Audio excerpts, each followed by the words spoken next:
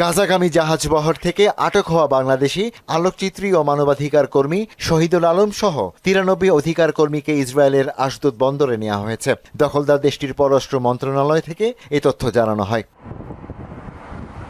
বিবৃতিতে ইসরায়েল দাবি করেছে, বুধবার গাজা উপকূলে পৌঁছানোর আগেই আন্তর্জাতিক জলসীমাতে ফ্রিডম ফ্লোটিলার 8টি জাহাজ আটকে দেয়া হয় এবং 150 স্বেচ্ছাসেবককে আটক করে ইসরায়েলি নৌবাহিনী। আটক সবাই সুস্থ আছেন এবং দ্রুতই তাদের নিজ নিজ দেশে ফিরিয়ে দেওয়া হবে বলেও জানিয়েছে কর্তৃপক্ষ। অধিকার কর্মীদের নিরাপত্তা নিশ্চিতে ইসরায়েলের প্রতি আহ্বান জানিয়েছে জাতিসংঘ।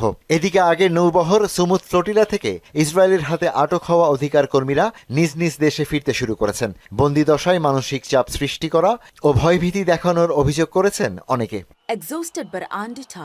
এর আগে যুদ্ধবিধ্বস্ত গাজায় মানবিক সহায়তা পৌঁছানোর উদ্দেশ্যে গত মাসের শেষের দিকে ইতালি উপকূল থেকে যাত্রা শুরু করে ফ্রিডম ফ্লোটিলা কোয়ালিশনের নৌবহর। ইশতিয়াক হোসেন, মোহনা সংবাদ।